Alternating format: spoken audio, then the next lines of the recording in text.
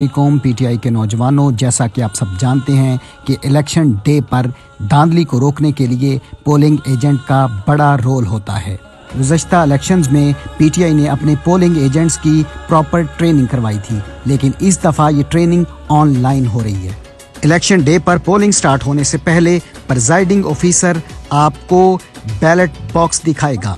उस टाइम पे आप लोगों ने ये इंश्योर करना है कि बैलेट बॉक्स बिल्कुल खाली होने चाहिए, उसमें पहले से कोई पर्ची मौजूद नहीं होनी चाहिए। उसके बाद प्रिजाइडिंग ऑफिसर आपके सामने उस बॉक्स को सील लगाएगा। इसके बाद पोलिंग का अमल स्टार्ट हो जाएगा। तो आप लोगों ने सबसे पहला काम ये करना है कि वोट वाली जो बुक है उसका सीरियल नंबर नोट कर लेना है।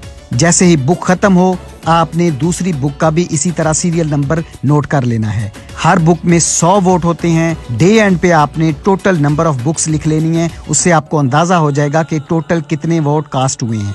मिसाल के तौर पे अगर 5 बुक लगी हैं तो इसका मतलब है कि 500 वोट कास्ट हुआ है।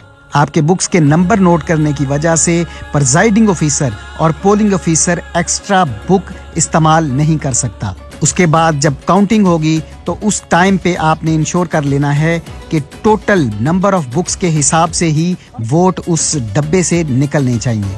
उसके बाद आपके सामने काउंटिंग होगी और प्रिजाइडिंग ऑफिसर वो वाले वोट 2 फॉर्म के अंदर लिखेगा, एक फॉर्म 45 और दूसरा फॉर्म 46। फॉर्म 45 में कैंडिडेट्स के नाम लिखे जाएंगे और हर कैंडिडेट के सामने उसके वोट लिखे जाएंगे। फॉर्म 46 पर नंबर ऑफ बुक्स लिखी जाएंगी और उनके सीरियल नंबर लिखे जाएंगे।